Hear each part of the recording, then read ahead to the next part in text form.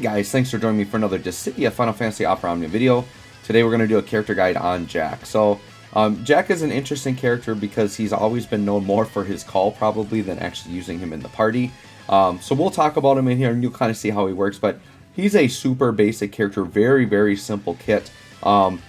Definitely not a character who I think you would want to use as like your focus damage dealer or anything right now. He's pretty overpowered right now by other characters, but if you like him, you definitely could get some use out of him, right? So we're going to go ahead and start with his calls, and then we'll look at his artifacts and spheres, and we'll do a little showcase, right? So his calls are actually pretty notable in that, you know, his 15 call doesn't really do anything other than like a basic attack, but it's his 35, or his LD call, I should say, is kind of the big deal. And the problem is that it's not really relevant anymore. I used to use his call everywhere, like all the time. And the big thing about his call is it puts a debuff on the enemies, and it's a stacking debuff. And it basically enables the party to deal more brave damage. So back in the day, this was really good. But I don't really see a struggle with brave damage in today's game with like the power that characters have nowadays. I typically, you want to opt more for like, if you're going for this type of call, you're opting more for like an HP damage up or something like a Kurosame is still, like Kurosame stood the test of time. Like that's still a fantastic call.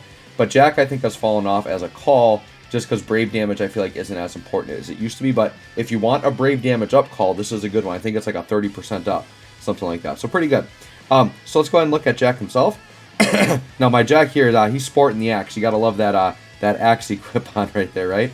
So as I said before, he is like pretty darn basic. So for his artifacts, you either want to go attack 108, max rave 330. Otherwise, the best is probably attack 108 and his C50. Positive swordsman boost, which gives him more attack. So very standard. Like he's got a triple A sphere set up here. You'll see here. So he's literally just a damage dealer. Like that's all he is.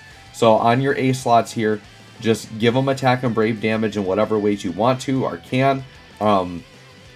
Just pick things that he triggers. So like mine aren't top tier by any means. I just threw some refined ones on there. I don't really feel like changing them because I'm not using Jack a ton myself.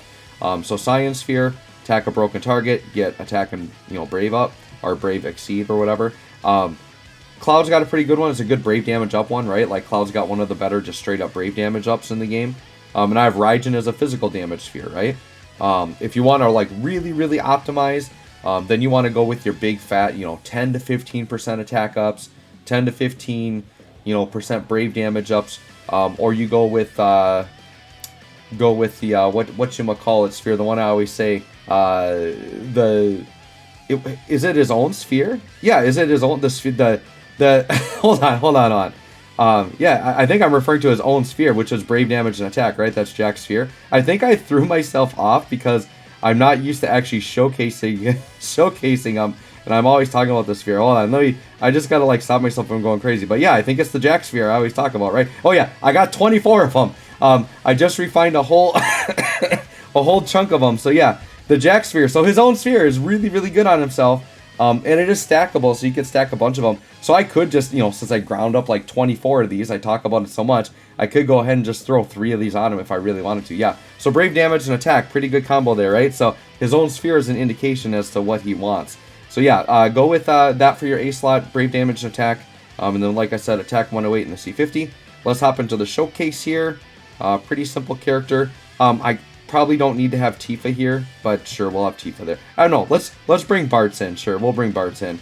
That way, like, Jack's not getting totally overshadowed. Now, my Jack, he does not have blue armor, and he does not... Actually, I don't even think I went Lufenia. Yeah, I don't even have Lufenia armor on him right now, so he definitely could be looking better. And then I only have him Crystal, or Force Enhanced level 10, right?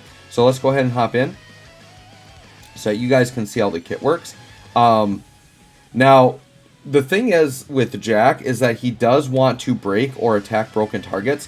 So I'm not going in on the Spiritist fight there because they can't be broken, right? So we're just going to go to this old Shinryu that I always showcase on. Just to kind of show him off. So you're going to notice that Jack is going to start with the EX up right away. So you want to pop that right away. His EX kind of does an odd thing. It's interesting. He's a little bit of a risky character because of this. But watch the EX and you're going to see what happens here. We got that fat axe going. But yeah, basically, jacks himself up to down to 1 HP, right? So the idea of what he's doing here is he does that big attack. He is going to get a free ability use on his next turn. But then he gives himself a Soul Harvest buff and an evasion up. So his evasion up for 1 turn is 100% evade. Because you notice he's 1 hit point. And most characters that do that, where like they go down really low like that, they have the thing where they can't be killed. But not Jack. Jack actually can be killed. So it seems really risky. But he gives himself, you'll see here, he has this 1 turn evasion. And it's a 100% evade.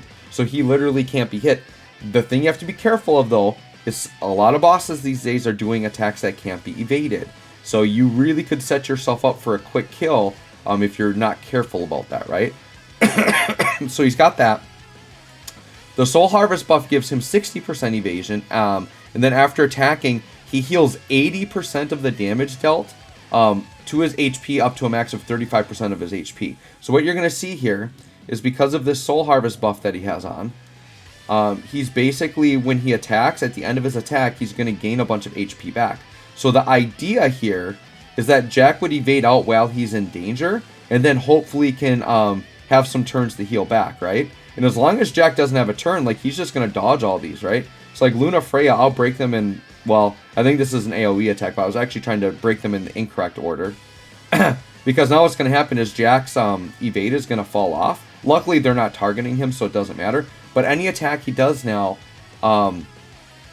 it's going to trigger a heal, right?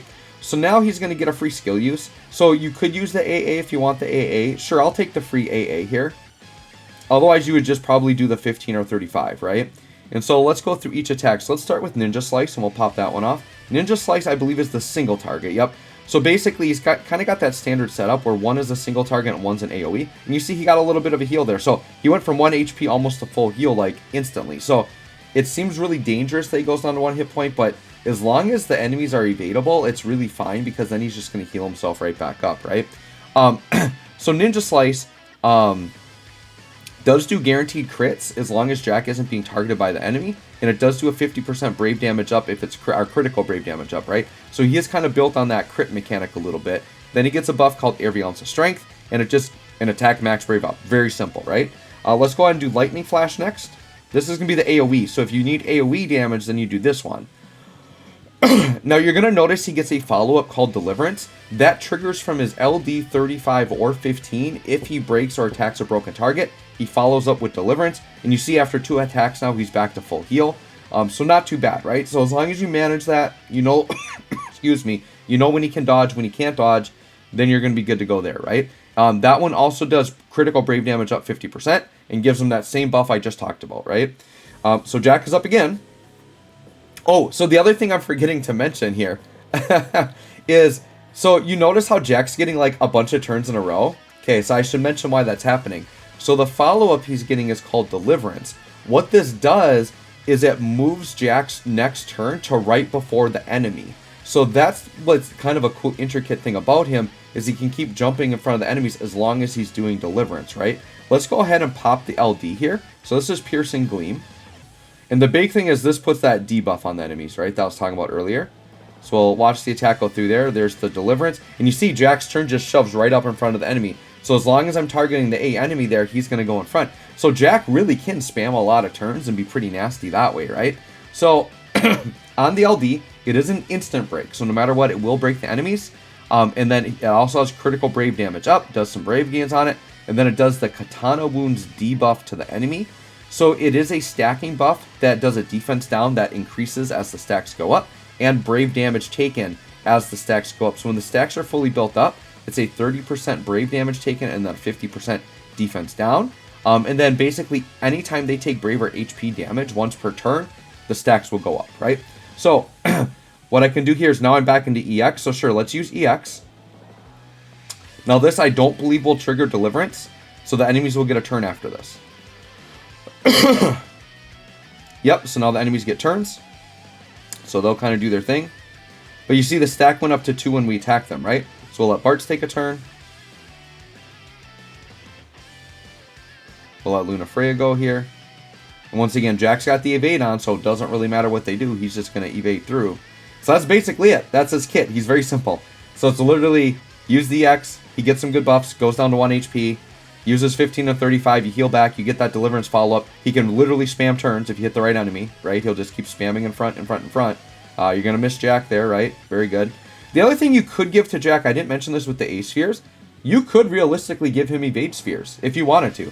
He doesn't evade maybe as consistently as other characters because it's just a 1 turn after the EX, but you could get away. You could sneak him some evade spheres if you really wanted to use them up, right? Let's go ahead and do elemental attack here with Bart's. And then, yeah, we'll let Jack go, and let's just spam a couple turns because he's going to have that deliverance, right? So now we can go on the A enemy here. Well, Luna Freya will get a turn, but yeah, then we can Ninja Slice or Lightning Flash. Once again, hit him. Deliverance follow-up. And then, yep, he shoots right in front. So, there you go. That's Jack. Pretty interesting character, but what you can see, the damage isn't crazy. Once again, mine's far from full and best. So, if you really like him, but Jack's kind of in that weird spot. He just hasn't really been in the forefront as, like, an amazing character in the party. His basically, his claim to fame was his call for a while, right? So, if you get him on the side and you want to level him up, like, he's going to be usable, right? He's just not going to be putting up Tifa-like numbers, and when your only role is a damage dealer, that's what you're competing with, right? So he's got some tough competition. So anyways, guys, let me know what you think of Jack. Thanks for watching. We'll catch y'all on the next one.